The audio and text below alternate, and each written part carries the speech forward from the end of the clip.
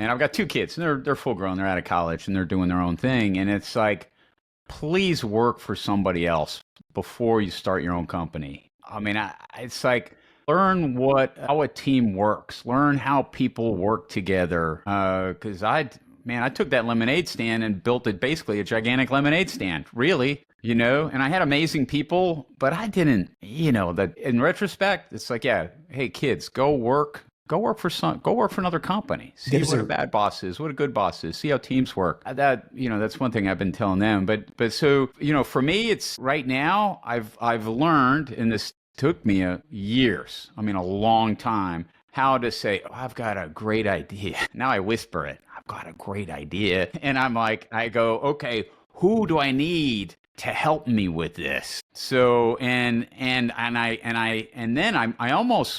I don't pitch the hard pitch like I used to. It's kind of more like we might be missing out on this market over here. Welcome to the Your Seat at the Table podcast with your hosts, Idea Monkey Mike Maddock and ringleader John Tobin. We're 2 founders, a serial entrepreneur and a billion-dollar operator, who talk to leaders about how, when, and why they made their most pivotal decisions in life. Join us as we share wisdom, mistakes, and a few laughs, learning from the brightest minds in business today. And we have the wonderful, full of wonder, Martin Renkis with us this morning. Marty, how you doing? Good morning, Mike. Hey, John. Hey, Marty. Welcome to Your Seat at the Table. It's great to have you.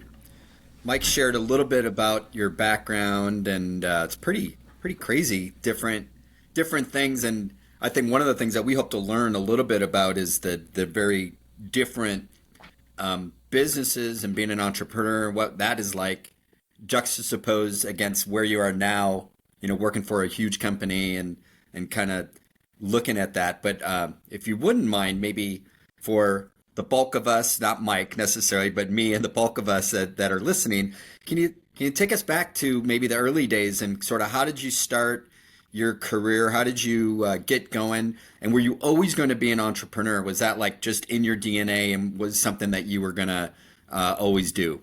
Yeah, Marty, if you could leave out the part where we met in prison, I'd appreciate it. and that's where we start, in prison.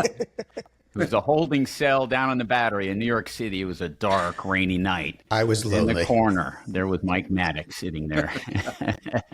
By the way, just for your audience, the last time I saw both of these wonderful gentlemen was at Mike Maddox's wedding in Chattanooga. And John made the most wonderful toast for Mike. I was like, dang, are these guys related or something? And they turned out to be related. So, or you paid them for that. I don't know. Maybe a little of both. So thanks for the question, John. And really, it is just awesome to be on with both you guys. I know Mike very, very well, and a person I really tremendously admire. And John, I've read about your background, and it sounds phenomenal. So I feel it's a real privilege to be hanging with you guys and sharing some ideas. And if anybody can get a takeaway or something that makes their life easier or better, or don't make a mistake of the millions of mistakes that I've made, then mission accomplished here today. So thanks for having me on. So good question. I'll tell you an interesting story. So as a little kid, I don't know, I don't think I was ever diagnosed with ADD, but I'm like a worm in hot ashes since I was a little kid.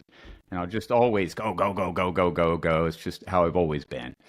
And down our street, probably one of the houses I lived in the longest was the Parr family, and they had 9 kids.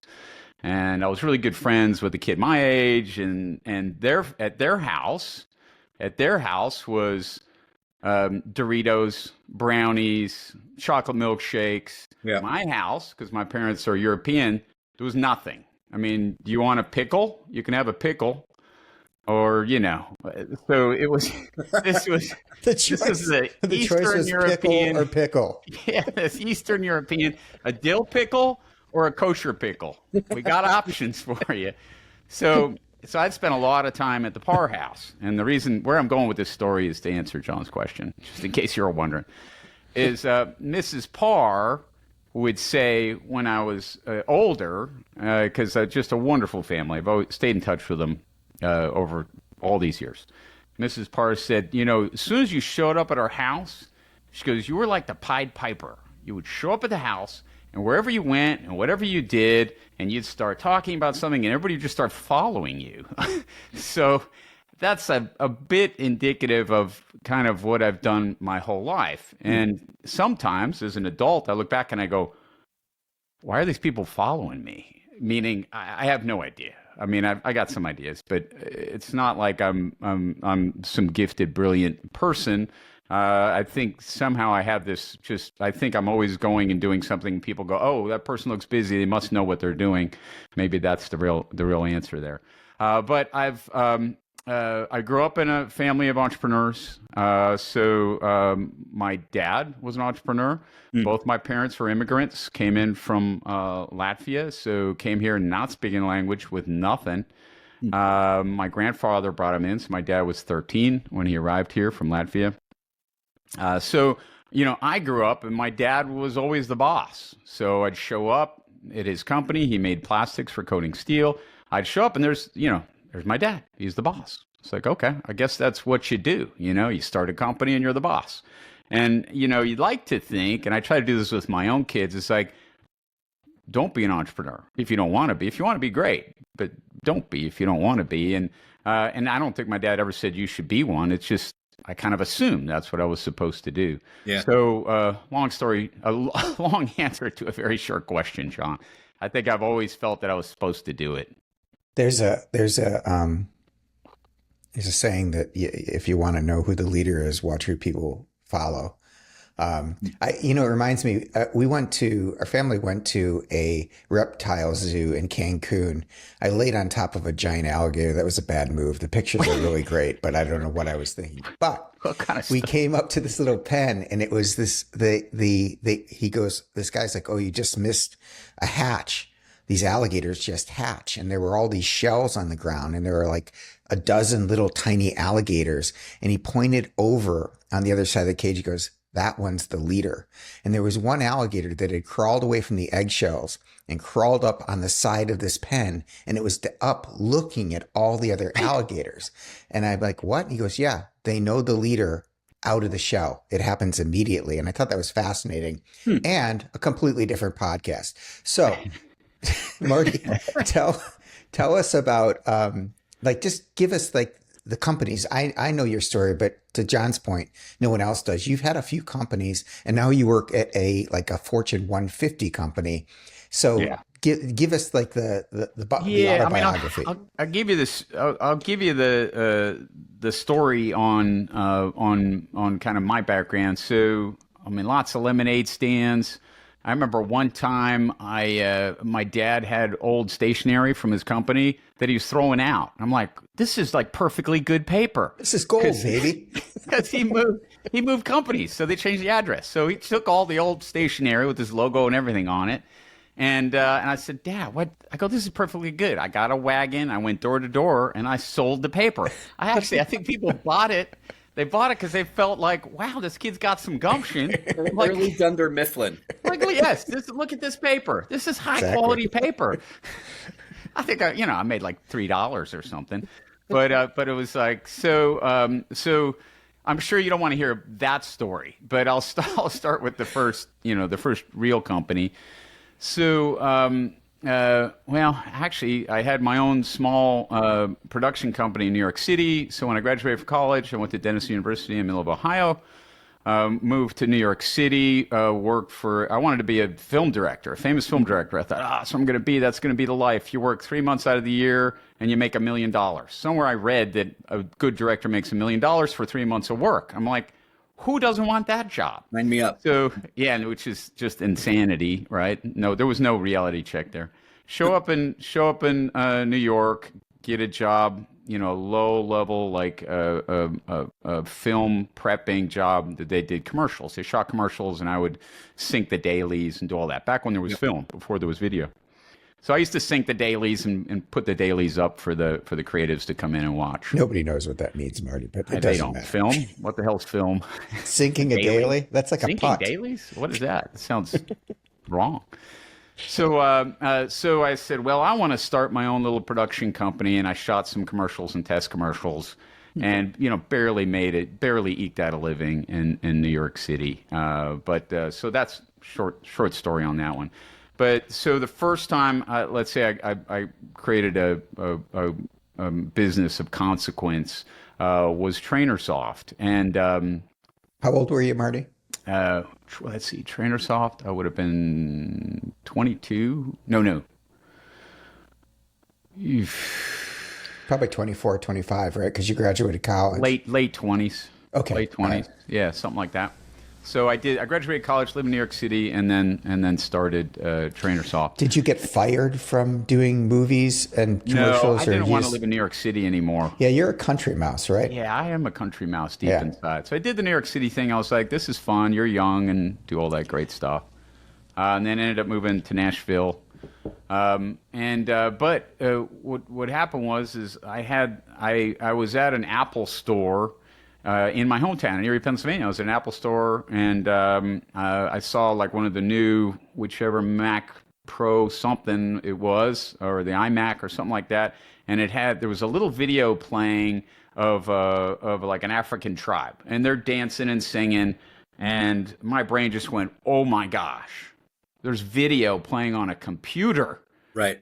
What world are we living in? What kind of magic is this? I was so taken by that. I thought, this is crazy. Like, this is the whole world's going to be like this. Mm-hmm. So, and that was forever ago. Whenever they had the first time you could ever watch video on a computer. So, can I jump in for a second? Yeah. So, one of the things that John and I are very involved in are boards, and one of the key seats on a board of directors, a board of advisors, is the technology futurist. And a technology futurist not only sees the future, but they see how technology can be leveraged to make the future come faster. So I just want to point out that, Marty, you are central casting for technology futurist. You see something and you're like, oh my God, that is the future. I have to jump on that wave. Now, I sorry to interrupt you, because you're going to talk about in a few minutes about a wave you jumped on a little bit too early. But this one you saw coming and you started paddling that surfboard, hopped up, and it turned out pretty well. So I think it's one thing to see it and be like, oh, it could go in this direction, or there is a big opportunity here. There's another thing to do something about it. Yeah. And honestly, because I remember the first time I hooked up a Novell network in like 89. Yeah. And I'm like, oh my God, this is going to be amazing and change everything. And I even at the time started thinking that they're going to catalog music, and it's going to be easy way to look at music, get music from the computers. And if there's a way to, like, I thought of like basically the early iPad in 89. I didn't do anything about it. But hold on a second. So above me, Idea Monkey. So Idea Monkey ringleader, John, you see the future, but I think more importantly, as an operator in that construct, a strategist operator, you do something about it. So you'd be the guy that you'd be a perfect partner. After someone pushes me. That's right. But you and Marty would be great partners. That could have been you. You could have been Napster. So Marty, so getting back, you had the gumption, you had this in you. You saw this video, and you're like, "Hey, where can this go?" So yeah, I gotta tell you something just for some clarity here, because I've told this story quite a few times, and this is never a straight line. It's never been my whole life, and I just want to make that super clear. If anyone ever thinks, "Oh, I saw something cool," and then years later I'm a tremendous success, that has never happened to me ever. Or anyone, never. Really. So just for the record, I mean, close to bankruptcy, not enough money to pay insurance, had electricity turned off twice. I mean, just for the record, this is not hey, I saw the future and it's so easy. I went out and did it. What's everybody's problem? Come on, Sounds like a week in October for me. All right, keep going. So, and I'm obviously leaving out some parts just for brevity and to keep things moving along. But it did start off with that inspiration, and I really was inspired. That really super resonated with me. And I'm sure it resonated with a million people, right? I mean, we were all looking at that and going, "That's cool." And what it turned out is I didn't know yet how it was going to be applied. So I didn't just go, hey, this is cool, I'm going to do videos for the internet. I'm like, well, what do you do here? And I'm at a bar called Merchants on Broadway here in Nashville, and it's still there. I think it's still there. Maybe it's been replaced with John Aldine's or somebody's bar or something. But it was a great bar downtown, and I'm sitting there having a drink, and I meet this guy, and he works for Bridgestone Tire. And he's like, we just start talking. And he said, hey, I've got a problem. And the problem is I'm trying, I don't even know how we got into this subject. I just asked him, I go, what do you do? And he goes, well, I do training. I train people. And he said, one of my problems is that, we have people on a production line, they're building tires. He worked at Bridgestone Tire, and the production line is 1 mile long. And, I've got to shut down parts of the production line to train people. And in my head, it just popped out. I go, what if you could have an interactive piece of software where people could get trained? And that's how old this was. That's how old I am. Is that didn't really exist back then. I think there were some super complicated tools. You would pay people a fortune to build this stuff. And I said, what if you could build it yourself? You could put in your own content, throw in some images, audio, video, and ask questions, and it does all that. And the guy was like, that's awesome. Can you come talk to my team? And of course, I had nothing yet. I had no product. I had nothing. It was an idea monkey thing. So go down, visit the Bridgestone Tire guys, and I pitch it. And it's me and then, 6 people on the other side of this table. And I pitched and I mocked up something in PowerPoint. And they go, this is great. We want it. How much? I didn't not even remotely prepared for the question. Not even like I was completely flat-footed. So what did you say? And should you have gone higher? Yeah. Oh my gosh. I so underestimated it. I said $26,000. Because your favorite player had the number 26. No idea. That was a complete rando number. It might have been, hey, with $26,000, I could pay my rent for the next 6 months. I can do this. I think it was like a needs-based number and had nothing to do with the value. That makes sense. So completely rando number. And they said yes, right then and there, which totally confirms that I underbid it. That story, and I hopefully I'm not rambling on here, but that story, that was the beginning of TrainerSoft. So TrainerSoft was the first cloud-based e-learning software, but this was before the cloud. So this was LAN and WAN based. John, you mentioned Nobel Network. So this was running on LANs and WANs and on local desktops way back when. Started that company up, and then I went door to door, knocked on doors. Can I talk to your training person? And the person, I meet, I go, it's $5,000 for the software. I didn't charge a lot because I was like, I got it done already. I'm just going to give you the software and then you can start building yourself. That was brilliant. And I'm going, gosh, software is awesome. I dropped off a stack of floppy disks that cost me like $4.60, and you gave me $5,000. How long did it take you to how big did the company get, and how long did it take you to So the company got to, I had 40 employees. We had, I think, about a $3 million run rate. We had 25% of the Fortune 500 using our software and then you sold it. Like, what was it that made you decide, okay, it's time to sell?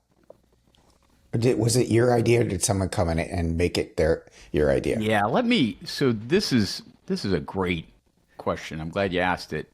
Because this was a good experience of mine, a good business experience, and I learned something. So I hadn't planned on selling it. We were doing okay. I built this on cash flow. Yeah. Never took a loan, never took investment. I mean, it was, we paid for growth. We were never profitable at the end of the year. I just kept hiring more people and reinvesting. So I wasn't building a profitable business. I was building a business to grow. So I went up to meet a customer up in Boston, flew up there to meet with them because it was going to be kind of a bigger deal. So somehow I ended up in Boston, and Masood Zarabian was his name. He was the CEO of a company called Outstart. And either they wanted a partner or they were going to be a customer. Something was there. So I flew up to have this meeting with him. I really like this guy. Very sharp guy. So he goes, we should acquire you. And I'm like, okay, let's talk about that. So we had this conversation. He said, because we're growing, we want to get into your space, and you guys have customers already and have this run rate and have some tech, and we need all that. And I said, okay. So we start talking about what that might look like. And long story short, they're like, yes, we want to buy you. They make me an offer. I go, this. Let's see, how did this happen? Okay, before the. They make an offer, and then I go. I'm back in. I was living in Raleigh, North Carolina at the time, and I was in YEO, which Mike, you guys know very well. And I had my forum group, and I had one friend out of that forum group, and I'll tell you his story. I won't use his name to protect the innocent. So he told me that he had an offer to sell his company. And the offer was, I will give you, they will give him $100 million in stock, or they're going to give him $30 million in cash to buy the company. So he took the stock, and it was, where this story's going. It was 6 months before the dot-com crash. Okay. His stock was worth zero. They actually called him and tried to get money out of him to pay for stuff. Yeah, so it would have been negative. Part of the country. So he's advising me. He said, Marty, sell it for a fair price, but take the deal. Get a deal, you have a move stalking on horse? And fight again. Yeah. Marty, did you have a stalking horse? Was there any other company in the running for you? Or was just one? No, I didn't. I didn't hire a broker. This was me kind of winging it. Yeah. Which another lesson, don't wing it. There's plenty of smart people around to ask for help. They're willing to help. And then so I accepted the offer. I come home that night. My wife has 2 glasses of champagne, and we're going to celebrate. And they call and they say, hey, we're changing the offer. It's the same. No, seriously, like with the next day we're supposed to sign. He says it's the same number, but we're going to pay you like 80% in stock or 90% in stock and the rest in cash. Yeah. When you pop the champagne cork, you can't get it back in the bottle. You cannot. It's a problem. Like the whole bottle's ruined. Honey, now what are you going to do? Put it in the fridge.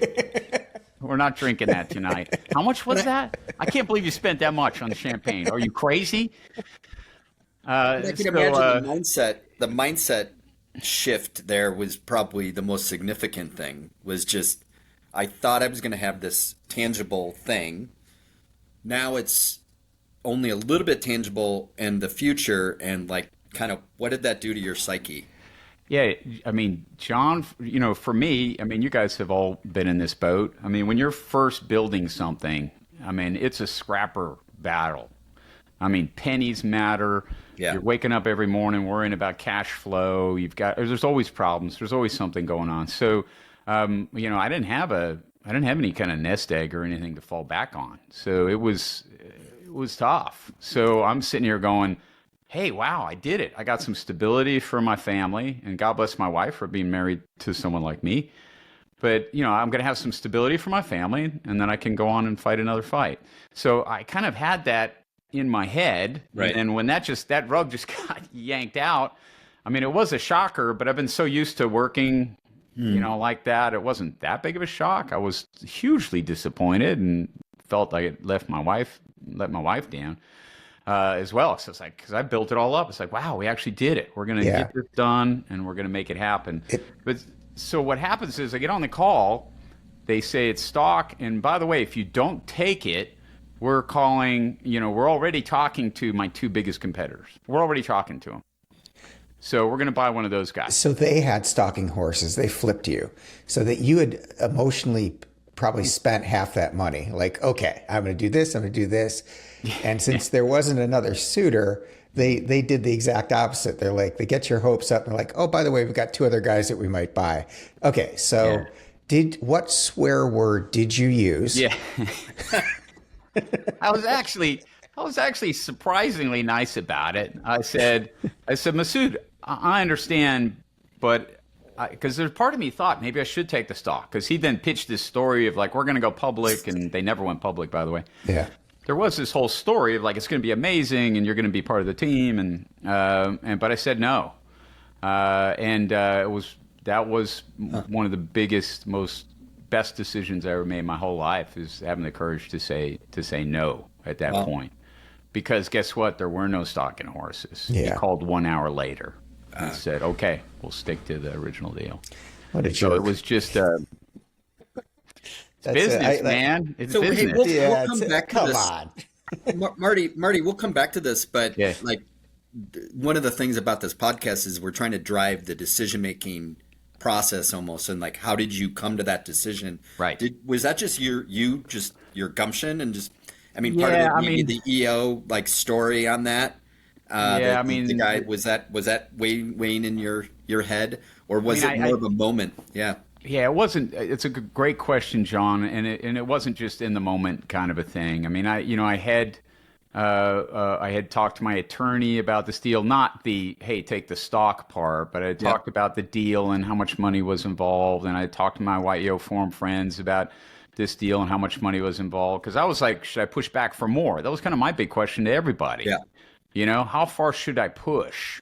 To get a better, because let's get more money out of this. Let's get more money out of this. So I kind of pushed it as far as I could to get it where it was. And I said, can I push more? Because I think they really need me. I think they really need what we do. So I had spent a lot of time in that range, and then became comfortable with myself, what the cash was and how important the cash was for my family. Yeah. And not having stock and saying, okay, if I'm going to, and then there's the conversation in my head of going, if I'm going to ride a horse, I'd rather ride a horse that I'm driving, not somebody else's horse. So that was another part of the conversation. It's like, I don't really know these guys. I mean, I know them, but I don't know them. They could be great business people. They could be horrible business people. So there were a lot of parts, John, in that decision making to make it.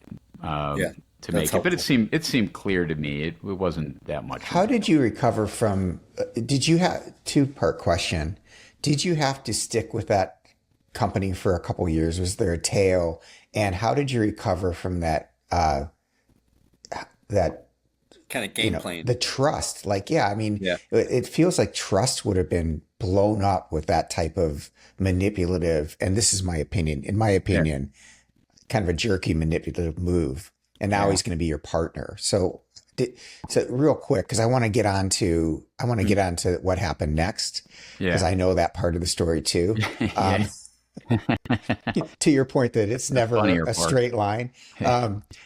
Did you stick with that company for a year or two, and how did you recover from that? I did not stay there long. And what's interesting, there wasn't trust there, and even some of the other people on the team, it just didn't have a culture that I was used to. Yeah.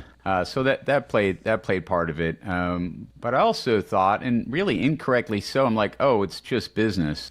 But it's not just business. It just isn't. And as I'm older, I look back and I go, it's not just business. That was a pretty slimy thing to do. I think so too.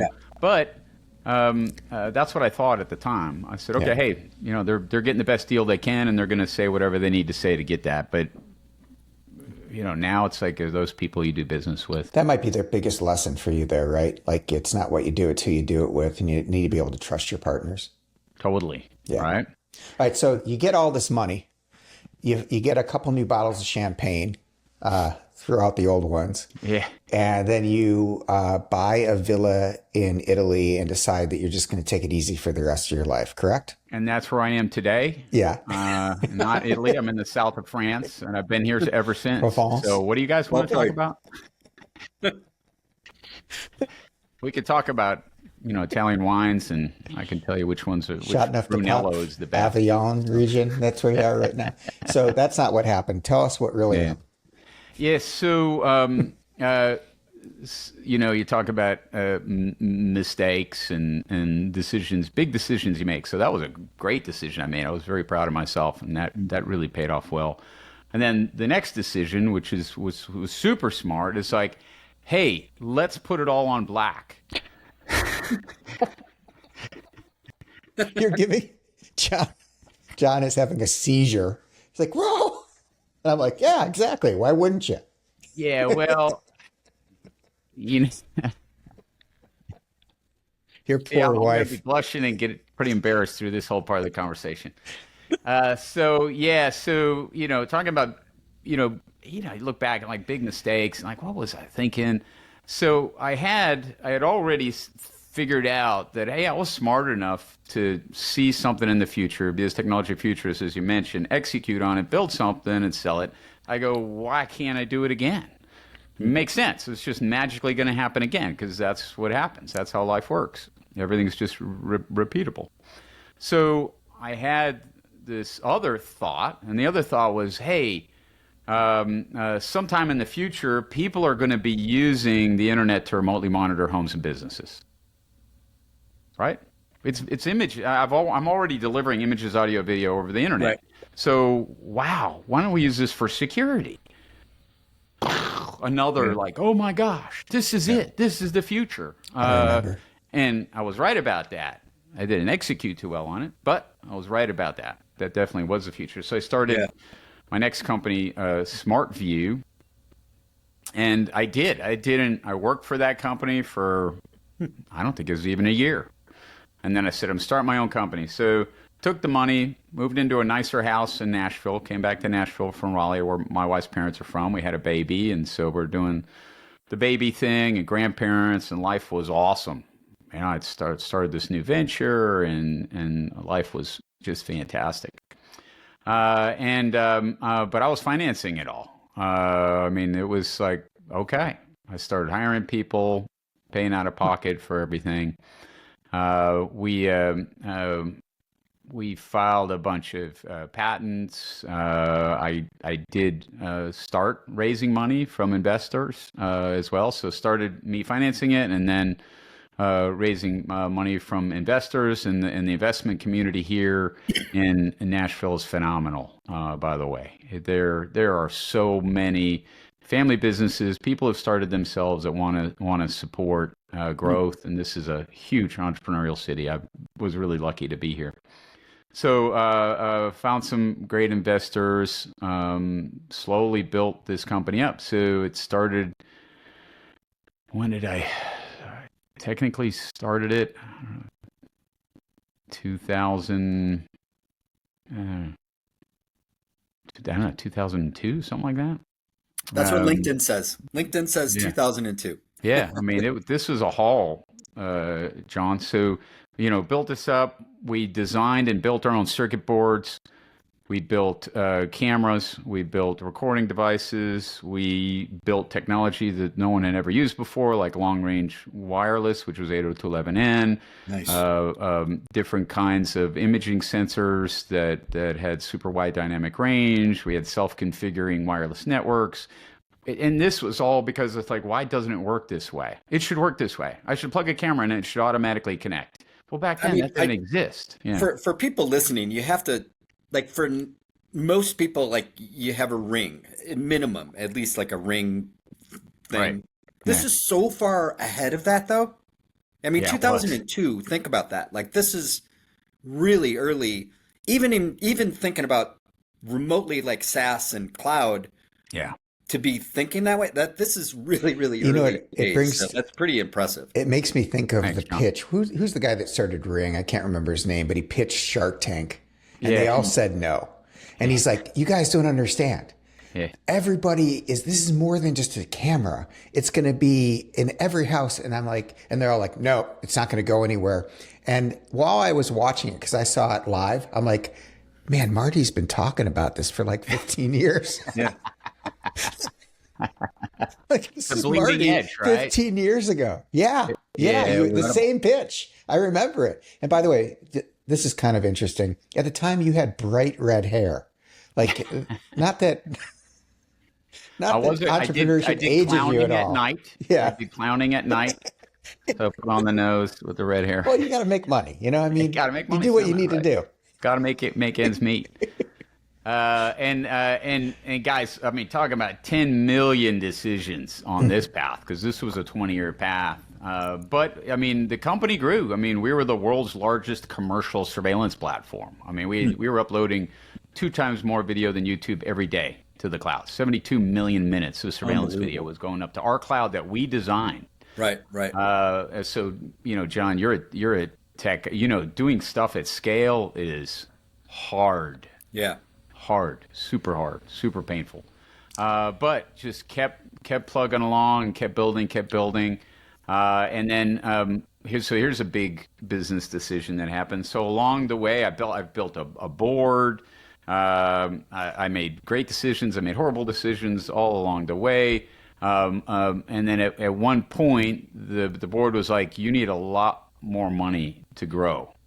And we're like, "Okay, what are we going to do? We're going to go out and raise money." And then one of the board members said, "Hey, I know a company called Fortress, and Fortress is that gigantic, PE private equity bank thing." And they said, "Hey, we can loan you money against your patent portfolio." I go, "Wow, that's interesting." So, everybody always says that never take debt. Don't take debt. I mean, I've said that to a million people that I've talked to. Don't take debt because, obviously they got you by the short hairs at that point. So I didn't take my own advice. I took the debt because it seemed almost too good to be true. It's like, wow, they wanted a small piece of the company, good interest rate. It was, I think, $15 million in tranches, and so took this money. First year was great. We hit all our numbers, knocked it out of the park. Second year, our largest customer went and built it themselves, and then we didn't hit our numbers. So they called up and said, "We're calling the note." And I said, "You're calling the note?" I go, "Yeah, we're calling the note. You got to pay it all up," which I couldn't. But I had laid off some people, cleaned things up. We were still profitable, and they still called the note. So that put us in a position that I had to sell the company. Wow. So that was a real difficult place to be, and we did end up selling, and that the sale worked out, but it was so just the silver lining, because another lesson is that it was the IP, right, that saved your bacon. The fact that you had all these patents and all these, you had done the work and you had a portfolio of IP that was really, worth something. The PE saw what other companies saw, correct? Yeah, they did. I mean, they valued our patent portfolio at $75 million. Yeah. And Johnson Controls bought you, correct? They did. And so then you went from being an entrepreneur that lemonade stand, selling your dad's paper, seeing waves, to an executive in a Fortune 150 company. What was that like? Yeah. You're still there, so you have to be careful, I know, but tell us a few things. Just give us a few things that you notice about big companies that are different than small companies. How about that? I mean, one of the things, first of all, Johnson Controls is a good company, and I genuinely mean that. I mean, these are, what I like, one thing I like about Johnson Controls, it has like a Midwestern ethic to it. Yeah. So it feels good. They're good people. They overall, they do the right thing. Every company has challenges and problems, as you guys all know. But overall, and because I'm still there, I'm there today. So that was 8 years ago. 7 years ago. So, I mean, that's kind of indicative of how I feel about the company. But so there are probably 3 key things, or a whole bunch of things. But when I first started there, they put me in charge of a larger division. And a couple things happen is that because what I was used to is showing up at Mrs. Parr's house and start playing the pipe, and everybody's going to follow me. And I thought, hey, I'll just start talking, and everybody go, hey, that's a great idea, let's go do it. And that's not how it works at a large company at all. I mean, it's actually just the opposite. And it took me a long time to learn that. Because I like to say I'm a nice guy. I mean, I listen to people. I care about people. I'm genuinely empathetic. I want to make other people successful. I mean, I'd like to see that that's who I am. At the same time, I have the other side of me. It's like, hey, I got this great idea. Let's just go do it. This is going to be awesome. It took a long time. I mean, years for me to learn that it doesn't work that way. And so, Marty, like when you talk about that, the learning pieces, was it you have to be more influential? You have to win people over, or like build your business case more than just having the idea and going for it? Like what was that's mechanics? That's a great question, and I think it's one thing I've learned as I've become wiser, older, is that I used to think, because I saw my dad growing up, I go, hey, it's all about have great ideas and go build stuff, and life will just fall into your lap. And maybe not that simple, but I thought that's what life was about. Have great ideas and go make stuff. So I've kind of I built so much of my life around that, and it was for me an amazing. I'm not going to use the word epiphany, but it was an amazing learning thing for me to go, hey, there's a team here. There is and I always had amazing team members, and I love them. And you can call almost all the people I ever work with, and they'd be like, oh, Marty's great. We had a good time. We did amazing stuff. But it's so different in a larger corporation. So for me, that lesson was, this is a team sport, and totally a team sport, and everybody has to have ownership. Yeah. And I can't be the guy who goes, I got this great idea, let's go do it. It's got to be, hey, what do you think about this? Oh, I love the way you're thinking about that. That's great. What do you think? Oh my gosh, did you hear?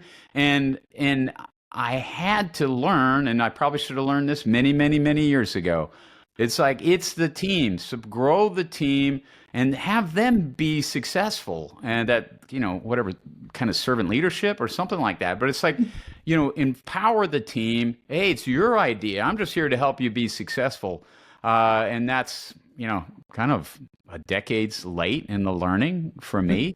I always thought I was a team player, but I'm kind of not. I think it's you entrepreneurs. Yeah.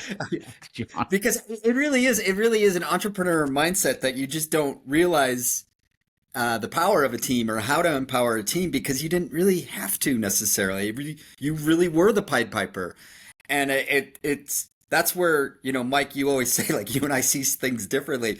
It is because how I grew up in the team, in a corporate environment, not being the entrepreneur, that I, like everything that you're saying, Marty, it's like, well, duh. But like for I've seen it so many times with entrepreneurs, that you underestimate some of the journey that people have to go on to like let you be the Pied Piper that you want to be. And so I think that's amazing learning for you actually to go through. And I'm sure like you said, it probably took you a little bit of time and maybe a year of scratching your head. Like, why can't I just go do this? What's going on there?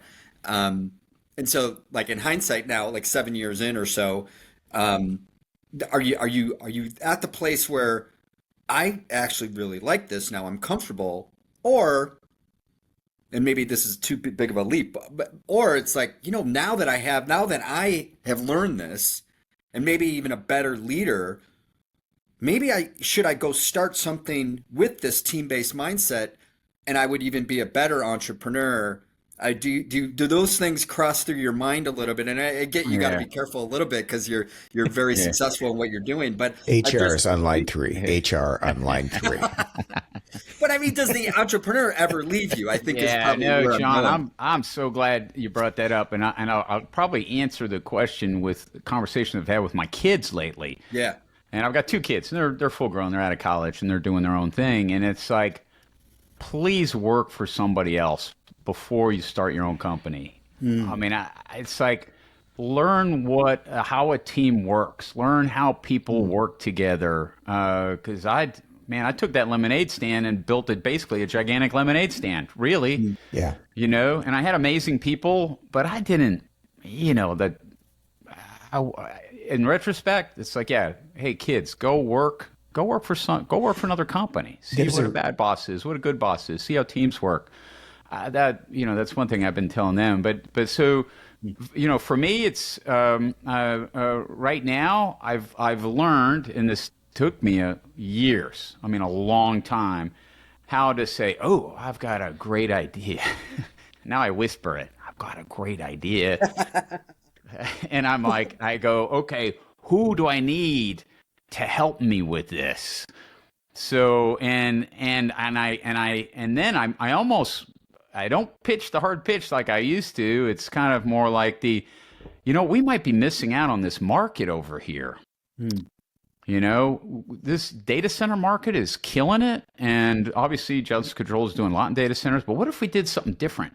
Like cooling as a service. What if we sold air conditioning not as equipment that you buy, but you buy temperature, pressure, and humidity? And we've done that before, but I'm like, how do we package this for data centers? Like for example, as one example. So it's like getting team members together, and then they go, oh wow, that's kind of cool, and I can do this, and I can add that. So I've learned that, and I've had some success there, and it's still a large company that is very, very strict about its financial goals and margins, and rightfully so. I mean, they have shareholders to deliver to, so there's always some buffers and there's a reason why the most successful entrepreneurs are in their 50s. It's because of what the question you asked, John, that people start a company because they now have the wisdom, the resources, the relationships to take all of that and move parallel to solve a problem. They use all those things to solve the problem they see at scale. And so I love that question. Marty, I want to do a couple lightning round closers, if you don't mind. Yeah. So here's one. So let's talk about legacy for a second. Fast forward 20 years, your grandkids Google your name. What's the headline you secretly hope pops up? I just like entrepreneur. I mean, I feel very comfortable with that. I like it. And okay, here's another one. Your wife has been strapped in on the roller coaster seat right next to you. How might she describe the ride? Probably, I got to think about this for a second. And God bless her. She is a saint, and I adore her. I absolutely adore her. And because we have been, when I look back, when I was young, when you're young, you're like, oh, it's okay. Electricity got cut off. We'll be fine. They'll turn it on tomorrow. Duh. Hello. I mean, really? Is that how a husband talks to his wife? Don't worry. Electricity will be on tomorrow. We're okay. We got candles. So, yeah, that was me. No, really. In retrospect, I go, gosh, I would have divorced me. I would have been like, wow, you're just so clueless. Yeah, she's been on the roller coaster. She and I share absolutely the same core values, and that's what's always stuck us together. So, I think for her, probably just stick with the roller coaster. It's been a roller coaster, and I hopefully she looks back at it and thinks that it's been worth the ride for her. We had an Enneagram expert in Flourish Advisor boards, and I remember they said if 7 is the enthusiast in Enneagram, and he said that if any of you are married to a 7, just strap in and enjoy the ride. And I think your wife might be married to a 7. She has. So one last question then, John, if you have any others. So one thing that you do today, one thing that Startup Marty did that absolutely horrifies who you are today. What is something that you used to do as a business person that you look back to and go, oh my gosh, I can't believe that's how I was as a business person? Yeah, I probably need more time to think about that, although a lot of things pop in my head. I think I would just choose the overall statement of kind of arrogance. I mean, I really felt like I knew it. Yeah. And it's crazy because in secret, if you say, oh, Marty, you seem like such a confident person. You got it all together. And deep down inside, I don't feel that way. I don't think I ever have felt that way. So it's kind of weird. I can put on this facade of like, yeah, this is what we're doing. I got to figure it out. Da, da, da. So that kind of arrogance, I look back and I kind of cringe a little bit. I go, oh, dude, it's like be more about the whole goal and the team. And, we're all going this together. And it would have changed financial outcome. I know it would have for the better. Yeah. But yeah, probably just a bit of arrogance.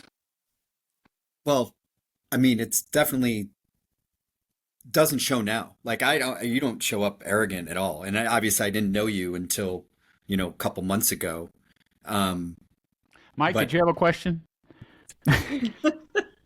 No, really, I'm not sensing the arrogance at all, but I mean, it must have been interesting. I think, yeah, whatever, John. So listen, I'm sorry, John, that was horrible. I thought that would be yet again. No. Yeah. So Marty, we met each other probably 24 years ago, I think, and I sat next to you when you were just starting company number one. And the one thing I will say is that two things. Number one, I've never met an entrepreneur that didn't have to have like some brass something to have the confidence to walk into a room and say, "Hey, Bridgestone, you want it? 26 grand, I can do it," and then run out and go, "Oh my God, how am I going to do it?" That is the entrepreneurial story, and it's not arrogance. Maybe it's courage. But number two, your values have never changed. So I just loved what you said about your bride, that you guys have shared the values, and that's gotten through it. I know, John, you care deeply about values, and you've built a company with, 10,000 plus people in it because of those values. So, man, what an honor, Marty, to be your buddy and to spend a little bit of time with you this morning. Marty, this was amazing to hear your story and to see the different levels of success and kind of transition how you have. It's really, really inspiring story. Thank you so much for sharing it with us and the audience, and love the decisions that you made along the way, and then how you can reflect on those and how that almost makes you a better overall leader today. So thank you. This was really, really love you, buddy. Fantastic. Amazing. Love you too. Hey, thanks, guys. Really appreciate the opportunity to share. This has been a real pleasure. Best of luck with you guys and what you're doing. I think this is a huge value for people. I hope. I think it will be. Thank you. See you guys.